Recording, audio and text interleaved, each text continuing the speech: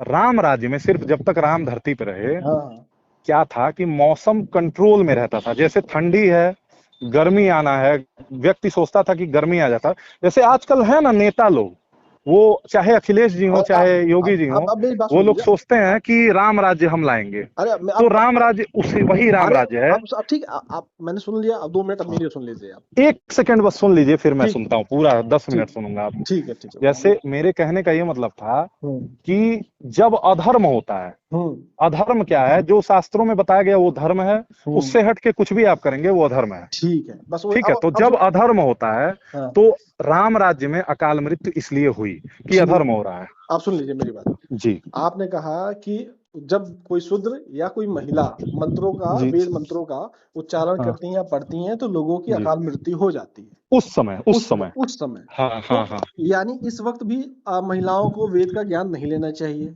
अरे ये तो आप पहले ही पूछ लेना चाहिए था। देखिए शास्त्र तो कहते हैं नहीं लेना चाहिए। सुन लीजिए, शास्त्र हाँ, कहते हैं नहीं लेना नहीं चाहिए। लेना चाहिए वेद का ज्ञान नहीं। वेद का हिंदी में ज्ञान लीजिए, जो उसके मंत्र हैं उसका उस प्रयोग नहीं करना नहीं चाहिए। करना चाहिए। उनके और लिए अरे जो सुन पौराणिक लीजिए, मंत्र हैं सुन उसका लीजिए, प्रयोग है। सुन लीजिए ना। जी। तो और क्या कहते हैं, जो दलित हैं यानी जो हाँ। क्या कहते हैं शूद्र हैं। अरे दलित नहीं, हमारे शास्त्र में चतुर्थ वर्ण को शूद्र कहा गया या अंत्यज कहा गया है। शुद्ध अंत्यज मतलब छोटा भाई होता है। हाँ शुद्ध शूद्र जो है वह भी हाँ, मंत्रों का उच्चारण नहीं कर सकते हैं। नहीं कर अगर सकते हैं। मंत्रों का उच्चारण करेंगे तो उसको पाप लगेगा और गलत है, वो नहीं होना चाहिए। उनको पाप लगेगा, ठीक है, हाँ ठीक उनको है। पाप लगेगा। तो यानी इस हिसाब से क्या जी। कहते हैं कि कोई जो शूद्र है वो तो कभी जी। ब्राह्मण बन ही नहीं सकता फिर तो। नहीं नहीं, ये सुनिए ना।